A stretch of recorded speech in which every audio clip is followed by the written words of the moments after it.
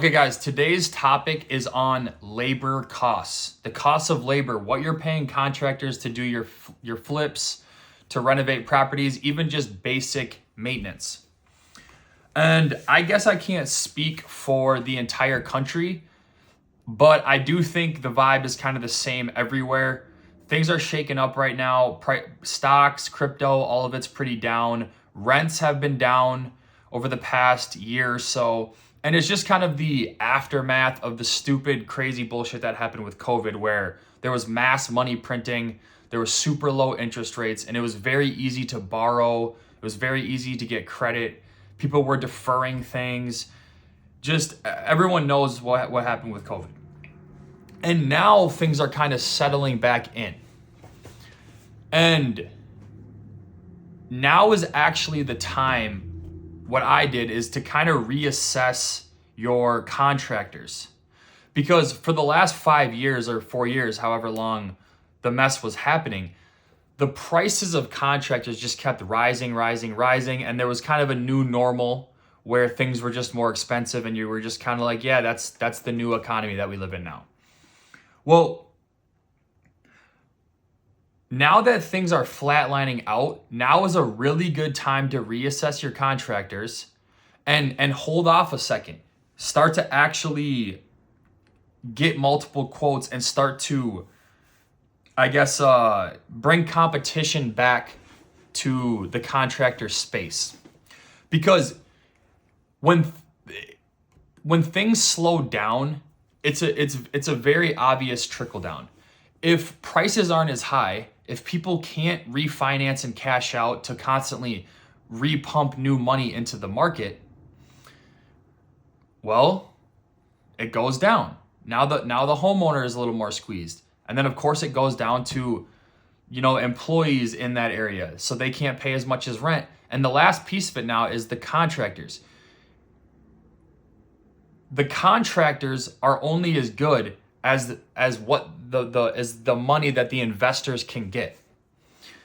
So basically, don't go broke overpaying contractors is the first piece of it. And second is, now is that time to reassess and get new quotes. I'll give you guys a real life example here, because I'm kind of just babbling. I had a crew that they do really good work, but I noticed that each job, the price was ticking up. It was creeping higher and higher and higher. And I had another crew who I'd used a little bit, and their prices again were creeping up higher and higher and higher. And I decided to do kind of a split test experiment. Now I have these properties that I'm renovating on hard money loans. And the way hard money loans work is the payments are interest only until you refinance. So while work isn't being done, I'm still paying interest on the loan, right? But I wanted to do this experiment because I'm like, the cost of overpaying contractors is more than what the interest would be, if that makes sense. And I basically just took 2 weeks off, and I was like, I'm not going to hit back any of the contractors. I'm going to say jobs are on standstill. And it actually might have been closer to three or 4 weeks. And what I noticed was that it didn't take more than a week before I started getting texts almost daily. Every 48 to 72 hours, I would get a text. Any job, sir? Any job? What's going on? How's this one? This one, this one, this one. And really, I had like 5 or 6 jobs, and I just put them all on ice. And when I went back and I was like, okay, you know what? I'm ready to go. Let's take a look at this one. And I kind of slowed down and reassessed all the contractors across the board. And my quotes came back. It sounds ridiculous, but I would say almost 50% lower, 40% lower. Much, much more closer to cost. And that's kind of what prompted me to make this video was, if you are an active investor, an active flipper, now is that time to reassess your contractors, number one. Especially if you're like me, where you're not, I don't want to use the term lazy, but I'm not constantly pressing contractors. I kind of have You're good. I got you. I know you're going to do me solid, whatever. But then over time, it creeps up. It's the same thing with agents too, by the way. Now, as the market's been slow, now is also the time to press agents. I know you're used to charging the standard 3%. Can we lower this to 2%?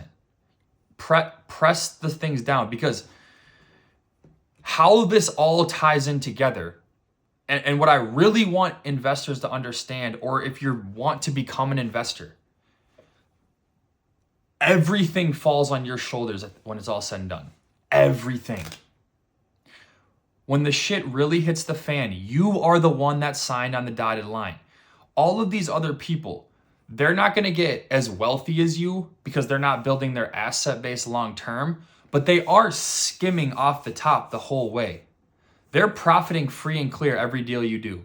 Every time a contractor walks off a job site and it's done, he's good. His liability's gone and he's got profit in the bank. You, on the other hand, when rents fall, when rates go up, when the economy shifts, when whatever happens, you're the one stuck holding the bag. So you have to be retroactive and you have to be aggressive on this stuff early, because you're the one who is either going to win or lose on the back end. So you have to be aggressive early. This was, again, just a real world example of what I'm doing, pressing contractors. And the last piece of it too is the hierarchy. The hierarchy is the banks. The banks are at the top of the food chain to me, because the banks are the ones who get the money and they're loaning it out. They're at the top of the food chain. The investor, which is what I am, is the second line on the food chain. I do work for the bank. I have to produce these returns because I have to pay the bank back. The contractors are a rung below you, and you really have to operate your business in that way. You have to come first when having these trade discussions and back and forth with the contractors, because if you fall, they fall. So you have to be diligent with that. And that, again, is why I say real estate is such a cheat code, because if you do see rents falling, if you do see whatever, you have the power to kind of right the ship.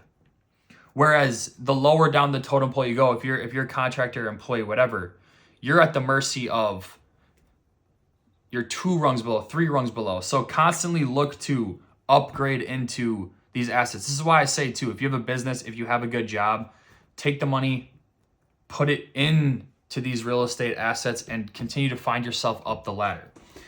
Anyways, this video was a little long and I really got completely off topic and I kind of rambled, but that's just how it is sometimes. I'll end it with double check your contractors. Now's the time to tighten up. And I'll see you guys in the next one.